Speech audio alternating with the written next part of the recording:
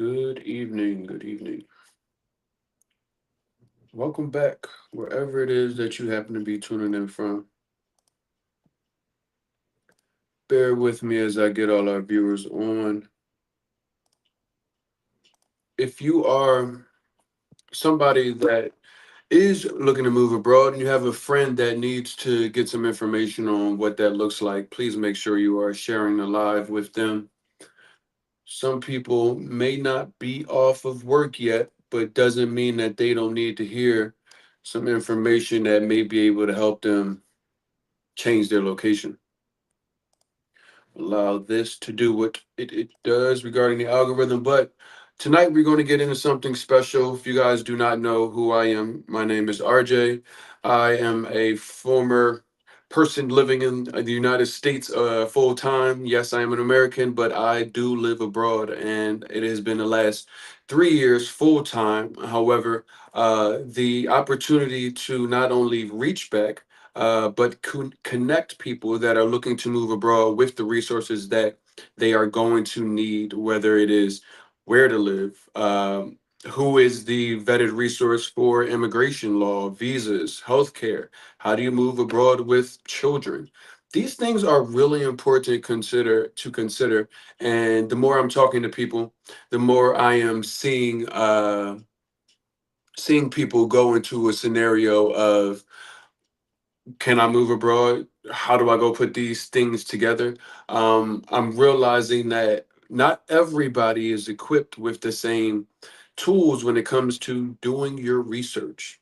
So tonight's conversation is going to get into some of the top expat destinations, why they may be considered some of the easiest destinations for people that are looking to move abroad, what that looks like. There's a lot of places that when you go and type in top expat destinations, you may be getting 10 different locations, but the ease of you leaving for the first time out of America and successfully moving abroad, it definitely comes down to your location.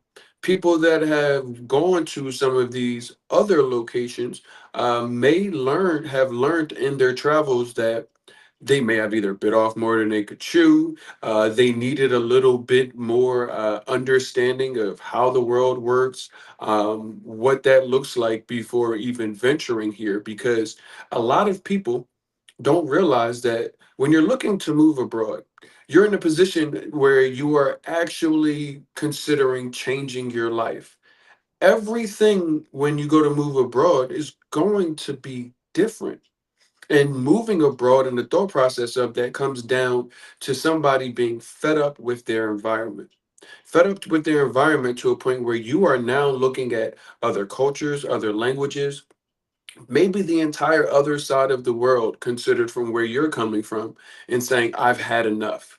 That entire thought process and the feeling that someone could have when considering moving abroad, a lot of people don't recognize where they are right now. You are at a crossroads, and that crossroads is making you consider giving up everything you know for what you may not fully know, but consider that it may be better than what you already know. And so a lot of people are putting into Chat GPT, putting into the Google searches, where are the top places? And when you get into where the education and the information lies, it's scattered. It's everywhere. What is right? What is accurate? What can actually benefit you? Is it somebody that looks like you or maybe has gone through the same thing that helps you feel a little bit more comfortable when you say, okay, well, if they did it, I can do it too. So we start the night, where I would say an origin story of, understanding, I am just like you. The only difference is I had no one to sit in front of and actually get some real life information about what I was looking to embark in. I was at a position when I moved abroad. It wasn't politically based. It wasn't anything like that. I moved abroad at a time where I wouldn't say things were normal, but it wasn't the second coming of 2.0. It wasn't that at the time. I thought actually that was completely behind us. Yet when sitting down, I had to consider some things. And when I considered, life abroad versus what it is that I knew, my travels had taken me to different countries and being able to see how normal people live. Even understanding that there were communities of former people that had lived in other places or were citizens of other places now living in some of these places that I was traveling. So when I looked at the thought process of moving abroad, I knew that it had been done. The thing that I wasn't sure of is how many people that look like me had done it and are doing it. And now you guys are in the privy seat of having so many people that look like you in the age range, whether that is older than me or even younger than me, have already started to make headway with the entire move abroad process. You guys are now being able to see those same people that were potentially uncertain of how to move now gain the actual education around moving abroad, turn back and say, hey guys, this is what I didn't know. This is how you put together this information to increase the probability of success that you may have when you move abroad. Most of us that are in relocation help don't guarantee anything. We can increase the probability as high as possible for you to have success. But there's so many things that only I can do for you, and there's some things that I cannot do for you, and you have to do for yourself. So when looking to move abroad, or even when looking to figure out why did I even decide to do something like this after successfully moving abroad, well, I knew that one, it takes the village. It takes the village and the community of people that look like us to look out for us. We have to understand that when you get abroad, us are going to realize that community is one of your biggest lifelines when moving abroad.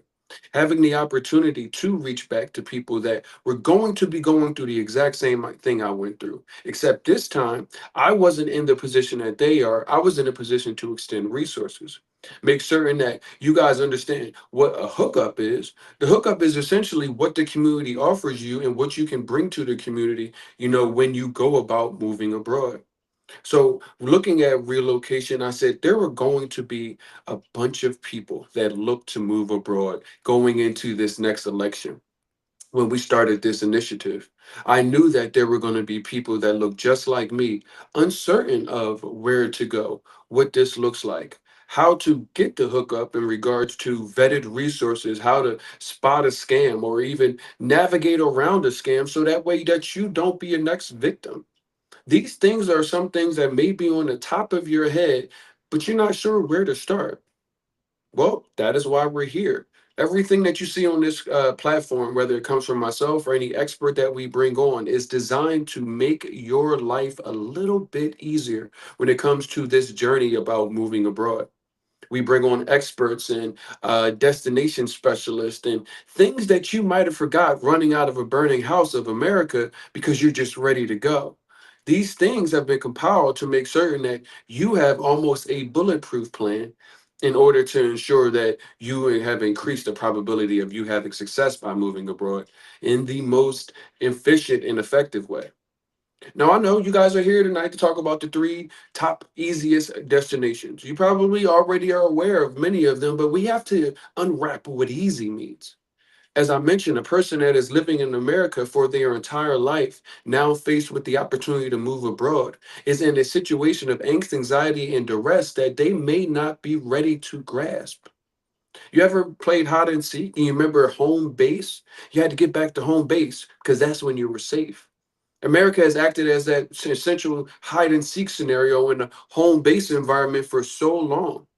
Yet we were willing to, as kids, come off of home base, run around a little bit, and then get back to home base should the bad stuff or the person who was it could get us. But so many of us in America have never left home base.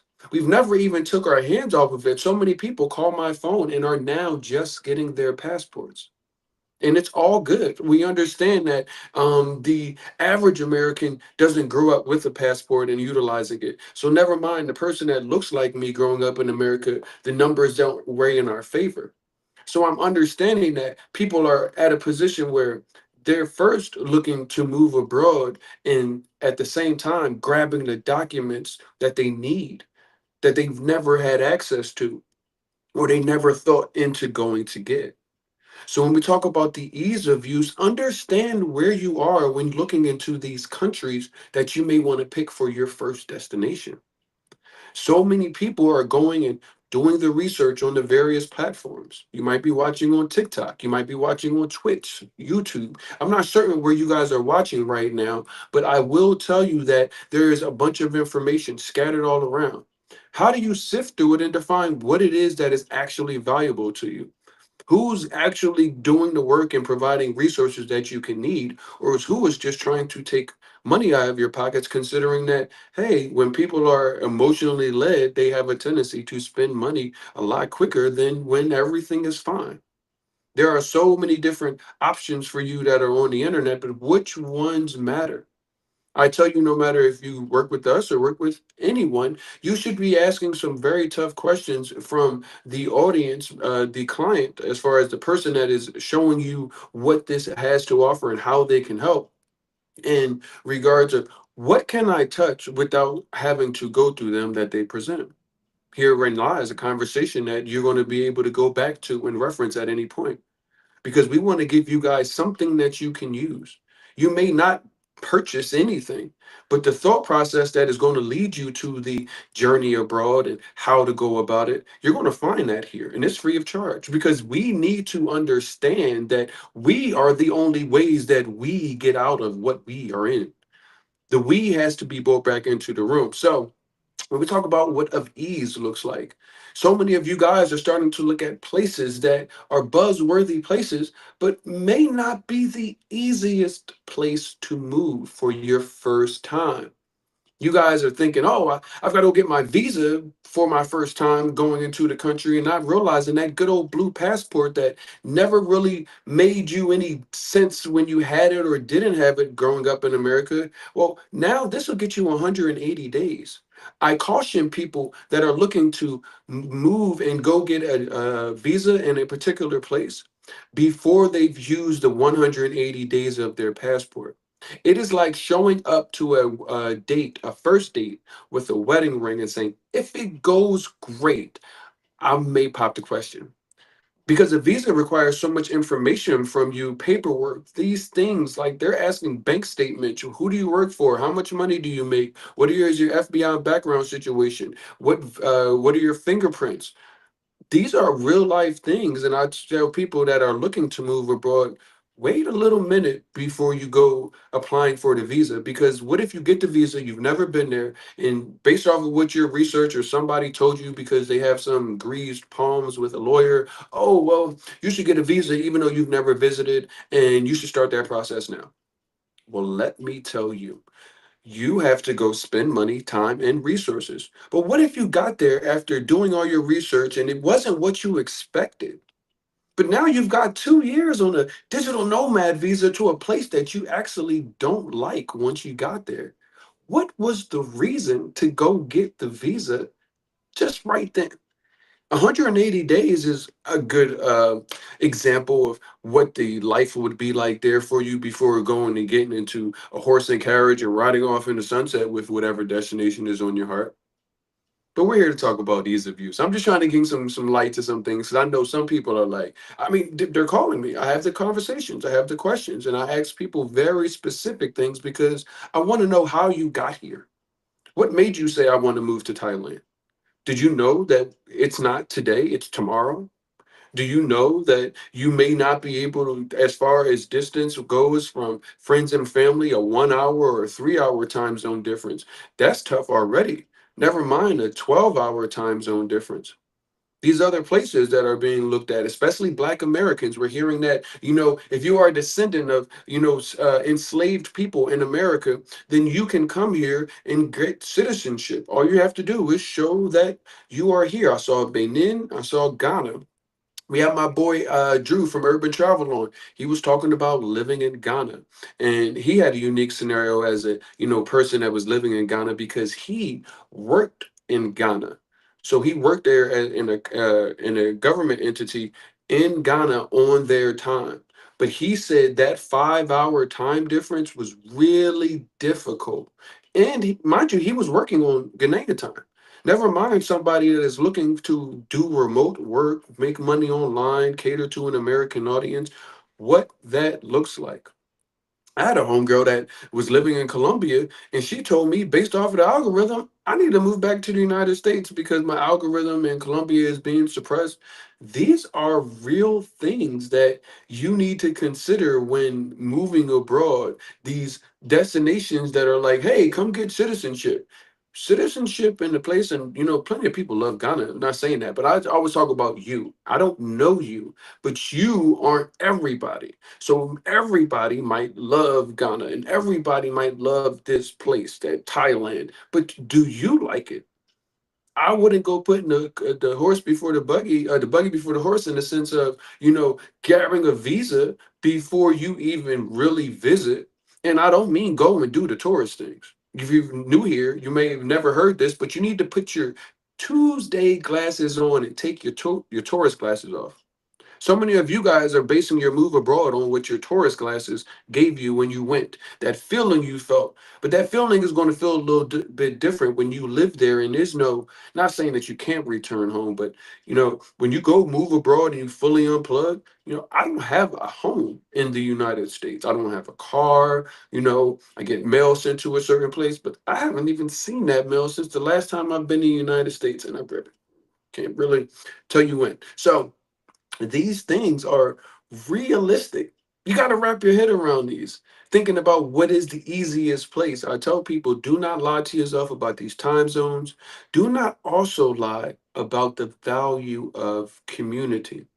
So many black people are wanting to move to, I see the two ends of the coin. I see some people saying that they like to move to eurocentric places, and but they're escaping specific things, racism, police brutality, being black in United States.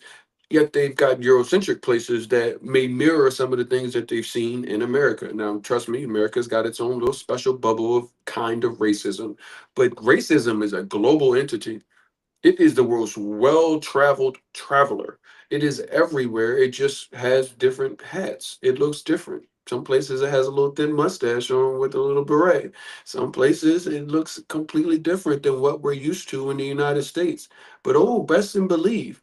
So I always say, what is important to you? Because some places are people are asking, oh well, I want to go somewhere where the people look like me. And depending on who you are, that may be extremely important to you, or it might not be that much of a concern to you. Just consider it when you're looking at these destinations. So let's get into it, the top three, because we'll got to talk about them. When I say the average Black American that is looking to move abroad, these places that we are going to cover tonight are some of the top destinations that you can utilize to launch your life abroad. Notice that I said launch. That doesn't mean that you have to stay. That doesn't mean that this is the end of your expat journey. I tell you one thing about one of the places, and it's not just a me thing, but so many people will start their journey here and then say, okay, cool, I'm going to do 3 months here. I got 180 days. I'll do 3 months here, 4 months, whatever the case is. And then I'm going to go to the next place and get stuck. And not stuck in a bad way, like it's a rut. Stuck in the sense of, when you go and you first time you move abroad, your body is going to go through something. Never mind like food and stuff, because that's going to happen for certain. But there's a weight that gets removed.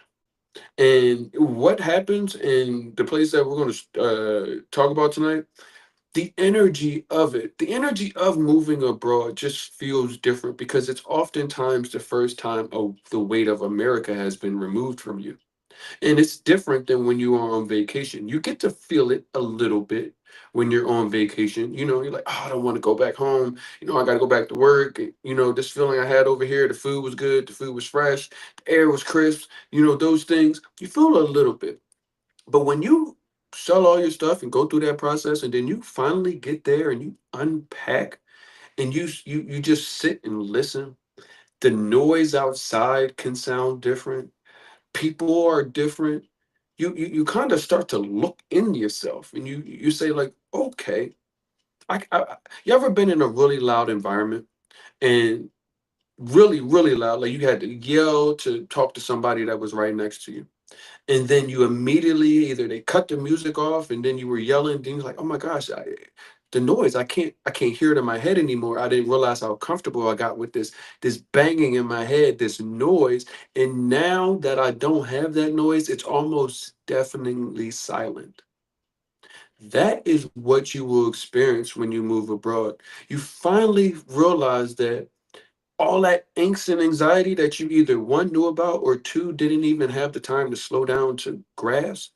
You go and you unpack your stuff and you say, "Man, I've really finally moved abroad." And then you just sit there with it, or you may be walking down the street and it hits you.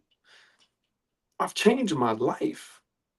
What that means for you as an individual is something that only you're going to have to feel it to understand what I'm saying. But when you do, you're going to reference this moment, this conversation that we're having. But this is what happens when you go to move abroad, especially if you do it the right way with intent. So let's start, man. One of the I'll start with my number three. My number three top easiest country to move for first time expat people looking to move abroad is going to be Panama. Panama is super duper easy for people to look to move abroad. I will tell you there are a couple of Afro Panamanian, no, excuse me, Afro Panamanian, a couple of African American people that live abroad that actually have relocation opportunities. We'll get into that in 1 second. One of the reasons I think it's a good place to live is because time zone is good. Your time zone is going to be important when you first get out. You're going to be overwhelmed with 1,000 things. So I tell people to take a friendly time zone as their first opportunity.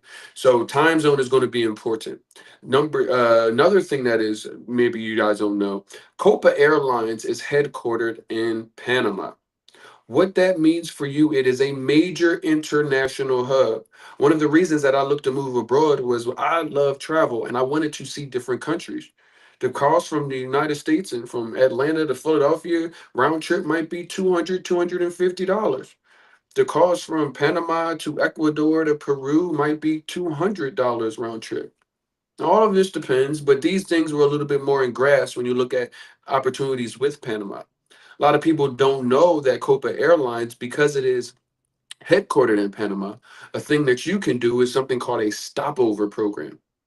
So, if you were looking to put Panama on your relocation and you maybe had some other destinations, what Panama does through Copa Airlines is allow you to either book on your way there or on your way back to your United States destination a stopover in Panama. I believe it's up to 7 days. That may have changed, but that allows you at no additional charge to see what Panama has to offer to you from a live like a local perspective, from a traveler's perspective. Depends on, excuse me, how you use it, but it can be utilized. This also gives you onward travel. Let's say your original destination was Colombia. Well, now you've got two opportunities to see what relocation looks like at no additional charge. And I believe through Copa, they give you discounts on hotels and things by booking through them, should you go on a stopover program.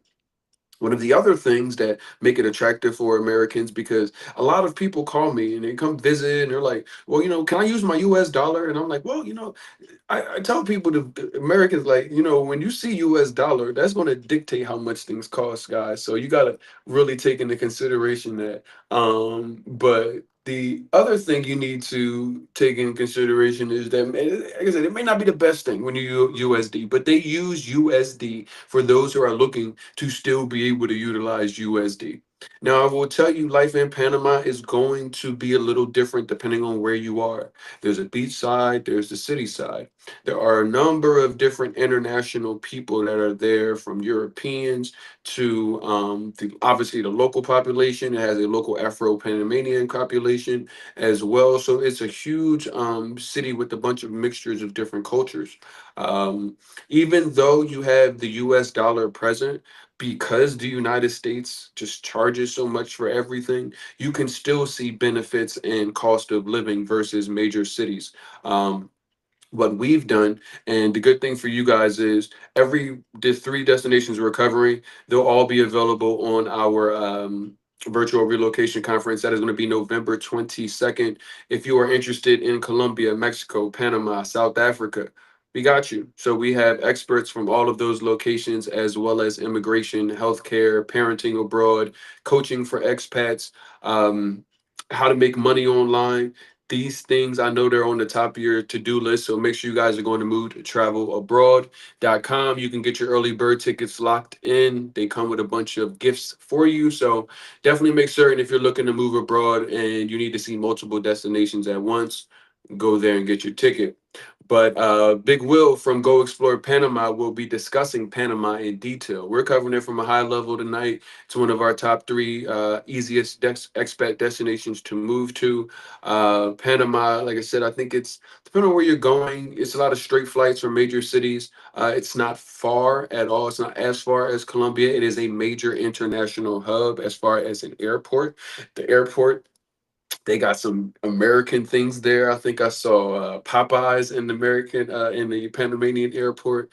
I saw Olive Garden is there. So they got some old staples that you might like from the U.S., but it is in a completely different culture. You know, Spanish is the spoken language there as well. And you know, Big Will be able to jump on and give you guys. The tools on everything you need, what the relocation opportunity looks like, so you can kind of get on the ground. He'll dive into cost of living. What does an apartment look like? These things are all designed to give you some real life understanding on what that Panamanian life would look like for you, because I know that is something that a lot of people have been looking into. The second location we're going to discuss tonight is beautiful Mexico. Now, depending on where you have been looking, you may have seen a number of different of places in Mexico.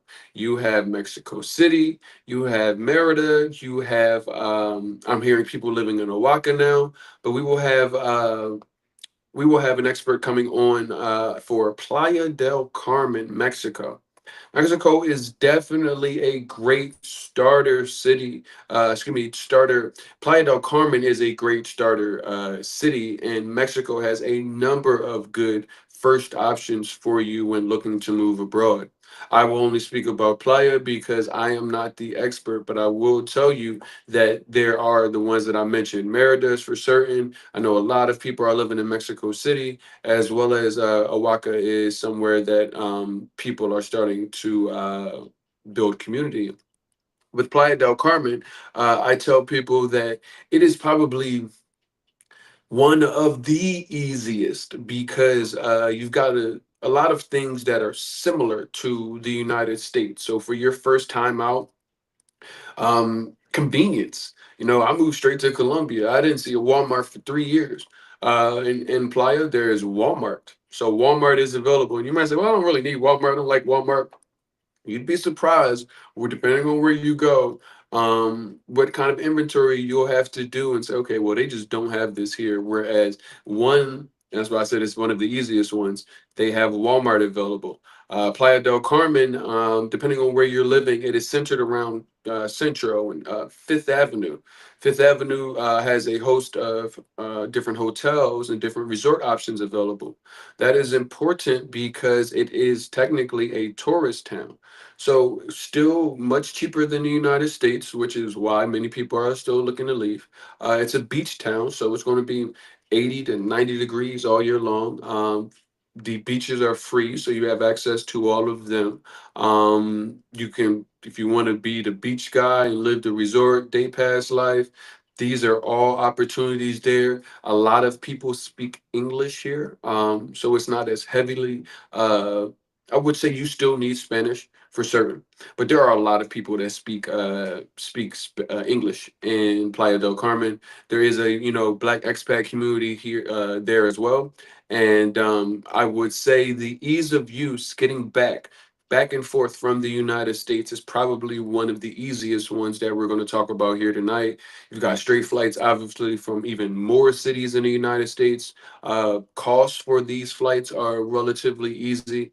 You have options for visa, long-term options, residency options. People are starting to look at that. You'd be surprised so many people are moving to Mexico and have never actually went and lived in Mexico and getting their residency before. It's not my recommendation, but I just tell people, save your money. You're spending a lot of it. Make sure you want to go to where you are, and that's my general thought within any destination. Make sure you want to be where you are before you tell them what's in your bank account, because you are going to have to prove it. And I don't want to go giving all my personal information to multiple governments unless it's actually necessary. That's my thought process. You guys are free to do what you would like, but know how your passport works. Use the 180 days. It's given to you. It's given to you. You don't have to use all of it. Use 140, use 90, but at least use it before you go walking around with your engagement ring ready to marry your destination and you don't even know what the air smells like over there. So that was just myself. Don't want to go too far off, but I got to keep, because I get these conversations and the messages I see, people asking these questions. So I just want to make certain that I'm doing my due diligence, because I know people are definitely having these thoughts. But Mexico offers so many different places. Mexico City, you've got different time zones. You've got a number of different opportunities. Oh, Puerto Vallarta is one of those places as well from Mexico. Some great people that are out there doing their thing as far as relocation, helping Americans get to understand what this place looks like for them. And that's one of the benefits that you guys have. You guys are actually moving at a time where there are actual people that I trust to help you. And I'm not saying that because you may not know me, but anybody that knows Mood Travel knows that we do our best to put you in good hands. Even if I am not there, it's as if I was there. Some people know us and know that we take a lot of pride in being the connector, whether it's traveling the world, once you want to hang out, or you want to actually move your entire family. We want to make certain that you feel like you're in good hands. I feel like the Allstate man, but I'm dead ass serious. We just do our best. So I'm like, I'm willing to talk to you like an older brother or a younger brother. I'm Because it is going to take that kind of realness for you to have a good opportunity to have a good life over here. Now, I think the expat communities, they're going to differ. Some places in Mexico are going to be better for families. I hear Merida is a great place for families. It has its own airport, so you can get to and from the United States relatively easily. We'll say that Playa del Carmen, depending on what kind of things you are in, there are families that are living down here. There are people that are retired. There are people that like to party. There are people that just like to hang. I would tell you each expat community is going to offer something different to you. That's why I tell you guys to do some soul reflection, focus on you again. I'm not one to push individualism, but I often tell Americans that you forgot to ask about yourself. What do you need? And when often positioned with these questions, and what can you bring to the community, or what do you need from the community, it's the self-reflection portion where it's like, okay, this is actually the kind of relationships that I need or need access to. So navigating these things is moving abroad is bigger than just where do I live and does the healthcare work? You know, who and what are you going to be around in your daily life? Is it just going to be you and your house and there's nobody that you have kindred spirit with, not a local, not a fellow expat, not anybody? Because that can be very isolating when looking to move abroad, maybe a new culture, a new language. Community is going to be one of your biggest lifelines, which brings me to my number one easiest place. Now, a lot of people ask me, when you first moved, did you know any Spanish? No, I knew a little bit. I knew. You know what I knew? I knew what people always say, I took Spanish in college and I took Spanish in high school. And I had like a little bit more because I had been bringing people to Colombia since 2018. But my Spanish was a little, honestly, it was ass backwards. And anybody that knows Spanish, especially Colombian Spanish, they will know what I'm saying. So I learned my Colombian Spanish, which, by the way, Colombian Spanish is different than Mexican Spanish, is different than Dominican, which is different than Puerto Rican. It's all Spanish, but it's different. So I learned my Colombian Spanish in Cartagena, which for equivalence is like learning English and from Master P. And no shade to Master P. Shout out to Master P. Great entrepreneur. But you know that you would not want to particularly learn Spanish from somebody that is cutting off all their words, maybe bringing a lot of them all together. So Cartagena was where my ear got trained to. So when I got to Medellin, things were a little difficult for me. And I had to get adjusted. I will tell you that even if you come fluent, you aren't going to speak Paisa Spanish if you're going to Medellin. You're not going to speak Cartañero Spanish if you're going to Cartagena. You're not going to speak Caleño Spanish if you're going to Cali. So you just need to be open. Open from a sense of, yes, I want to learn, but two, being open, like, okay, like, then do it. So when it comes to learning a new language, and this has to do with any language because I have no idea where you're actually going to end up. French, Thai, uh, I don't know what they speak in Indonesia. Like whatever the language is, one, you are a guest in a new country, so it is your job to learn the language, not for them to learn English. That's just flat out. The other thing that you're going to have to understand is you not know learning the language is a risk to your life. I'm allergic to peanuts. If I don't know how to say the word for peanuts and somebody puts peanuts on the plate, or I can't tell them I don't want any peanuts on this plate, I could be in the hospital. These things, what's up, Eddie? These things are really important. So, yes, you are going to have to learn some things and some basic things. Why wouldn't you want to like learn how to ask to go to the bathroom? Like you're an adult.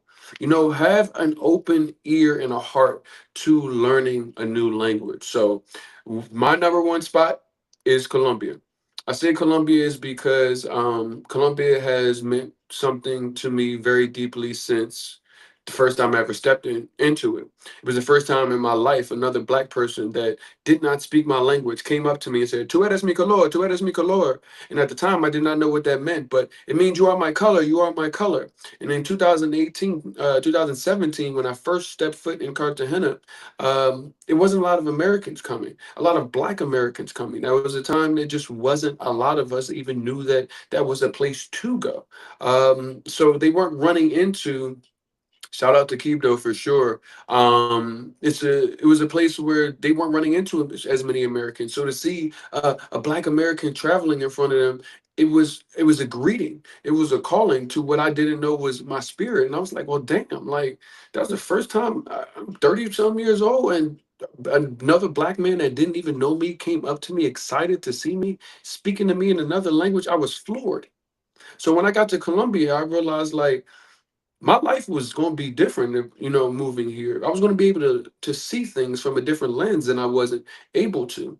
The people that I was meeting, the local people, because at the time, as I mentioned, there was no expat community. There was no, oh, there's a bunch of Americans doing this. There wasn't a bunch of people in the streets of Cartagena at the time speaking a lot of English.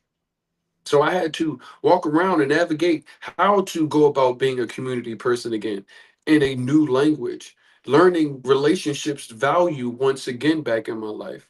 And it was there that allowed me to see what you see today in front of you, have created what it is that you have. But Colombia, I tell people, it has specifically the community in Colombia, Medellin, it has a very unique pocket where you have such a big city and you have so many different opportunities to see so many variations of culture, whether it's Colombian culture, foreign culture is shown in different ways. There's a Jamaican restaurant out there, there's Korean restaurants, there are unique fusions that give it an international flair and give you the opportunity to see yourself in the world from a different perspective. You've got straight flights that come from the United States, which is important. From the value of your US dollar out of the two places that we've covered before, Colombia is actually the most inexpensive place. Panama is a 1-to-1 to the U.S. dollar. Mexico is a 20-to-1 to the U.S. dollar. Colombia is a 4,000-to-1 to the U.S. dollar. 4,000 pesos to one U.S. dollar. Things that, from a cost perspective, depending on where you live in Colombia, Medellin is a more expensive city than a place like Pereira or Barranquilla. Santa Marta is cheaper than a place like Cartagena, but offers the same beachfront activities. Somebody mentioned Quibdó, which is on the Pacific coast, where a lot of the Afro-Colombian people live and are originally from.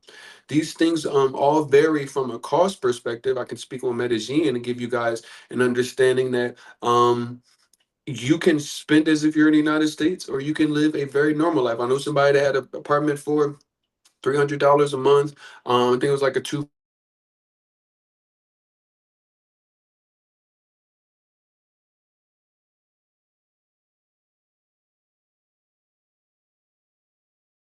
bedroom, and visa there, you have to show you only make $1,000 USD a month. So that should show you that you can have a house, food, and not need any assistance for 1,000 US dollars a month. So that should tell you how much things can go as far as for you there. One of the other benefits is obviously the travel. Gives you opportunities to see other places in Colombia, other places like Peru, Ecuador. Brazil is about 6 hours from here. These things, yeah, I'm seeing that internet is not being my friend right now. But these things are important when you're looking at Colombia. Colombia is also the second largest Afro population out of Africa in South America. So Brazil is number one, and then you've got Colombia, which a lot of people don't know how big the Afro-Colombian population is here. Our conference covers three locations that are top places for expats to move in Colombia. We hit Medellin, we hit Santa Marta, and we hit Cali, Colombia. That will also be available November 22nd for you guys as well. You guys can get those tickets at movetravelabroad.com. Early bird tickets are available, and they do come with, honestly, the what each ticket comes with. We pretty much give you your money back in actual relocation resources and value. So it's just to make certain that we can get you guys in the room. You can get everything that it is that you need to see in one day, and then make moves to figure out where it is that you are going to do your next relocation opportunity too. But Colombia is definitely one of the top destinations, I think, from a travel as well as a relocation perspective. More and more people are taking a look at what Colombia offers. Travel and tourism is completely up here. The community, I am literally bringing more people in. I'm on Facebook every day, and the group just keeps growing. So that's letting me know more Americans are starting to look, Black Americans are starting to look in Medellin and seeing some of the things that we're doing down here as a community, and it's giving us the opportunity. To cater to you guys, to open up the doors, to help establish the opportunities for you to get introduced to the Afro expat community, to introduce to the Afro-Colombian community that's down there. And what we're doing at Move Travel is doing our best to stoke these things, not only in Medellin and the Colombian places that we're connected to, but in these other locations. So that way you guys can travel the world in different cities and different pockets and be connected with resources that takes the hassle out of, well, how do I get in the group chat, and who does anybody know anybody there, or well, it's an event going on this weekend, or I'm here this weekend, how do I find out what people are doing? Never mind just how do I get the vetted resources of real estate, and not to get scammed on an immigration visa. These things are important to have the hookup on. It's not just the conversation around what the top X and easy expat destinations are, it's what makes them easy. They're foundational things, and it also is because you have a resource community that is designed to help you. The top places, Colombia, Mexico, and Panama, we all have satellite offices here that once you get on the other side of the TSA and into their airport, somebody will be there to greet you. November 22nd, we're bringing all of these people on a virtual scenario so you can log in and see all of the resources that the destinations have to offer, what these cost of living, the neighborhoods. I tell people all the time, if you can't name three neighborhoods in the city that you are looking to move, don't move there yet. You need three neighborhoods, because no city, you understand this living in the United States, but because everybody's so anxietied up to leave, you forget. But you're like, oh, I'm going to Mexico. Listen here, Nas, you are not going to an entire country, never mind a continent. That man said, I'm going to Africa. You're not going to Africa. You're not going to Mexico. You are going to a city and a state in these places. And then you need to narrow down what neighborhood you need to go to. And this is why we have these conversations and we do what we do, because so many of you have forgotten that you have actually the tools that you need. It's just that you have so much going on. You have so much anxiety and overwhelmingness about what am I going to do and how am I going to make money, and who's all going to be there, and how do I once I get there, what's life really like? Well, keep coming back. You did half the step, which is starting to navigate to a place like this, a platform like this that is designed to start having those real conversations with you. Pull you over and say, hey bro, let me talk to you a little bit. Like a brother that will be able to say, hey, I went and did all of this stuff. What did Jay-Z say? Hove did that, so you don't have to go through that. That's really why we're here. We want to make certain that the people that are looking to move abroad, the people that look like us, that we have success when we go do this, that we don't have to go back to a place that made us want to leave. And what and how can we actually be in a way? And yes, budgeting is definitely key. Budgeting is definitely going to be key. You got to make money when you move abroad. Unless you are retired, so many people are like, I just got $5,000 and I'm just going to go move. Stay until you can actually get a way to actually go about making money abroad. Online, I tell people if you are in sales, you need to get into online sales. You'd be surprised what type of work you can do on remote sales. If you guys are entrepreneurial, take some time and think about what you're good at. Freshen up your skills. We are now in almost a fully digital age. AI literally came out of nowhere and it's now ingrained in every part of our life. It's on the Apple phones. It's on the Android phones. It's Siri has been around. What did you think that was? Siri is AI. It's just they slowly gave it to you and then he just said, boom, here it is all at once. This is a real video. I'm a real person, but we have capabilities now where it could look just like me, and I didn't say any of those things. So you have to take a look at where you are, especially when you're looking at moving abroad, having a sound foundation of where I'm going to make money and how. One of the busiest things. Yes, you can go 4,000 pesos to $1 in Colombia, but that doesn't mean that you still don't need any money there. You're still going to need to make money. And so many people are asking, like, well, jobs can I get over there? Well, the thought process that you're positioning is the wrong thought process. You actually need to take the value of the US dollar, even though it's down. I saw today 10% since last year. Take the value of the US dollar while it's still beneficial and make it work for you elsewhere. Do not relinquish the US dollar because many other values and places that you are looking to go, their currency is not as strong. We don't often understand the privilege that we have by one, a blue passport giving you visa free access to over 180 countries around the globe. And two, we don't understand really the value of the US dollar because everything costs so much in America and we are scraping pennies together just to have basic necessities. Not realizing that your value in your American passport, what can you do with an American passport in the United States? Nothing. I mean, you can show that like, yes, this is me, but it's just an identification. It doesn't really give you any value. The same way that an American dollar and a job that makes $30,000 in America doesn't afford you the greatest life. However, 30,000 US dollars made in other global economies, you're living a way different life than what you're thinking of. So I try to do my best to bring not only the conversations of, yeah, I know y'all looking at what top places to look at. And it's like, well, what does easy mean?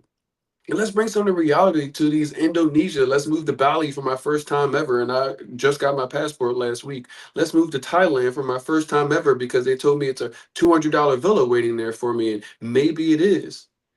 But you don't understand how much and big of a move that you are looking to partake. Take your time. You don't have to be in a scenario where you take on the entire world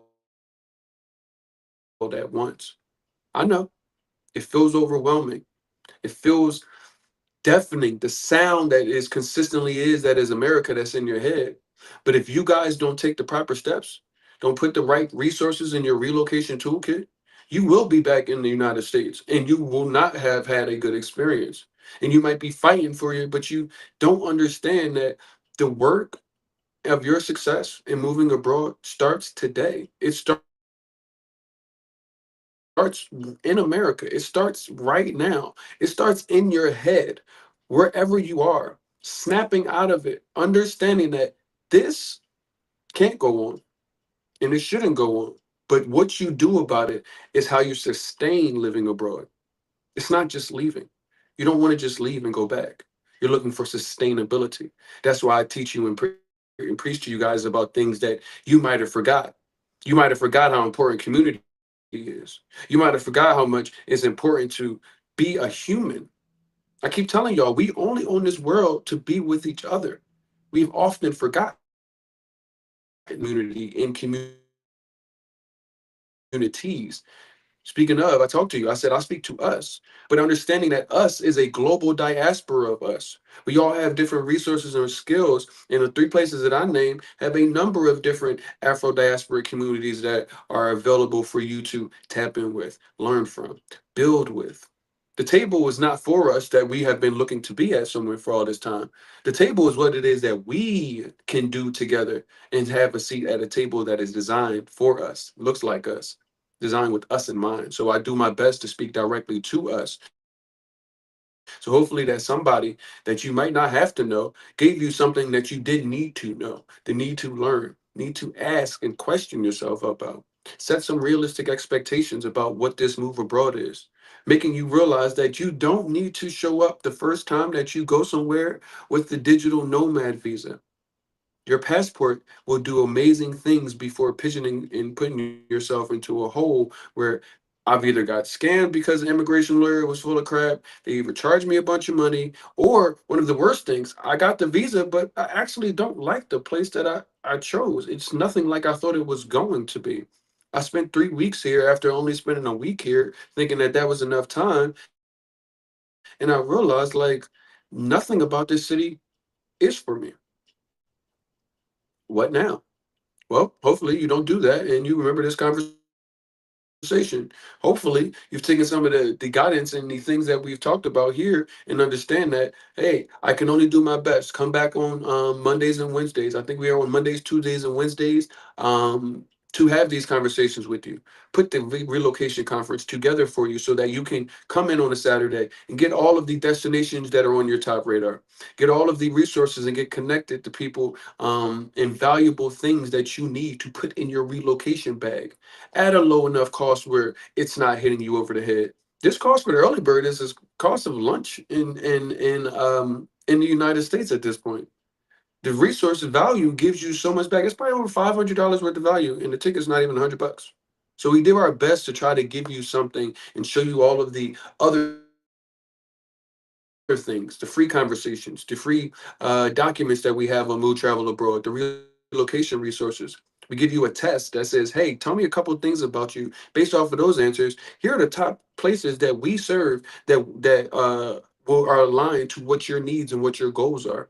So yes, go to movetravelabroad.com. You can literally click take the test, put your information in, answer your questions about what you're looking for in the destination, and it's going to say these are the top destinations off based off of how what it is I can help with for you. Would you like to get some more information?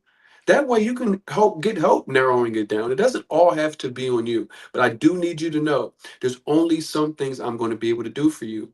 You have to walk through the door. I can only lead you to the door. I can only turn the knob and even open it for you. But it's up to you to actually walk through the door. November 22nd is going to be your next time to tap in with us for our virtual relocation conference. We have over 14 speakers that will be discussing that day. I am excited for you guys to hear about what those speakers looks like. Over the next couple of weeks, you are actually going to get opportunities to see some of these speakers. Yes, not many people will say, let me give you some of the speakers before you come to the conference. No, I want you to come to the conference. I want you to see what these people have for you. I want you to get to know them before the conference. That way you can come with your questions prepared because it is a live Q&A.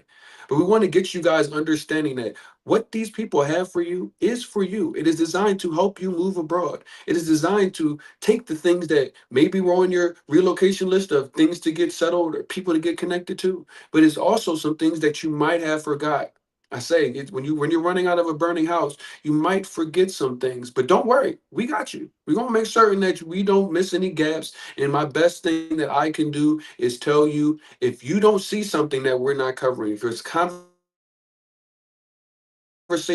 or you need help with something, my DMs, my messages, my email inbox is open. My job is to provide for the community so that you guys can get back to living your best life, and then we can be able to help facilitate that. I feel like honestly, it sounds kind of cliche, but if the world, if people were a lot happier, the world would honestly be a better place. And what I'm seeing is Black Americans moving abroad, finding that happiness that they thought was lost in the sauce in America.